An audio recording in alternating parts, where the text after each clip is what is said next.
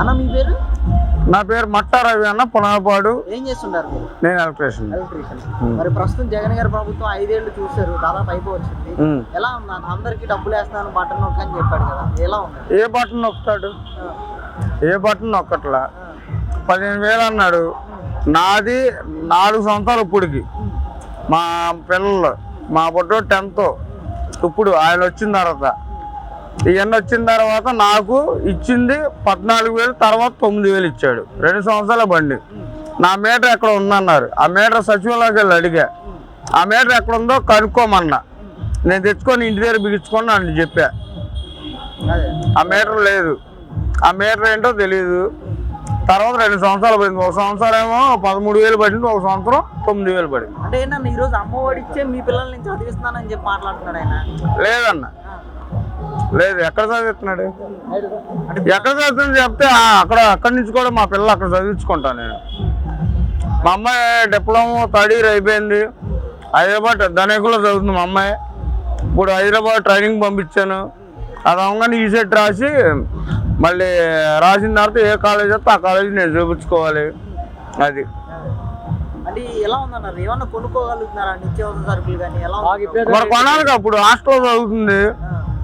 9,000 ఇస్తున్నారు అక్కడ హైదరాబాద్లో. నేను వచ్చేసరికి నెలకే వచ్చేసరికి 5,000 పంపిస్తున్నా. అది మరి మీకు పనులు దొరుకుతున్నాయా వారం మొత్తం? పనులు లేవు, ఏమి లేవు. నేను ఎలక్ట్రీషియన్, నాకు పనులు లేవు, ఏమి లేవు. వేసుకుంటాను ఏదన్నా పని. పెయింటర్స్ కూడా లేవు. ఎందుకన్నా ఇప్పుడు టిప్పర్లు తిరుగుతున్నాయి కదా ఇసుక. మరి ఎవరే మరి అందుబాటులోకి రాలేదు. ఎవరే అయ్యి పేదవాడికి అందుబాటులో రాలేదంట. రాలా. చంద్రబాబు నాయుడు గారు ఎలా ఉండేది? చంద్రబాబు నాయుడు నేను ఇల్లు కట్టుకున్నప్పుడు 1000 రూపాయలకి టాటర్ వచ్చేది.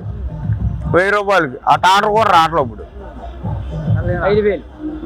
ఇప్పుడు ట్రక్ రావాలంటే 5,000. మరి మీ ఊరు రోడ్లు వేసారా? ఏమన్నా అభివృద్ధి చేశారా ఈ 4.5 భోజన గారు చేసింది. ఈ ప్రభుత్వంలో ఏమన్నా చేశారా? మా అర్జున వల్ల ఏం జరగలా.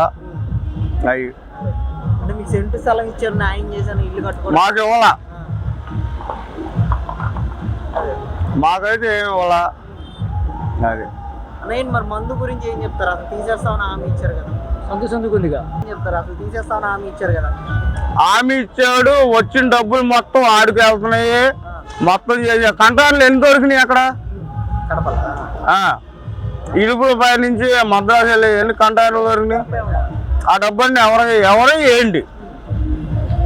అది అంటే ఈరోజు ఎలా ఉంది? మందు రేట్లు పెంచుతూ వస్తున్నారు నెల నెల కూడా. అసలు రేట్లు పెంచి తాగడం మానేస్తారని ఇలా చేస్తామని అని చెప్తున్నారు. పక్కన మద్యపానం నిషేధం అన్నాడు ఎలక్షన్లో.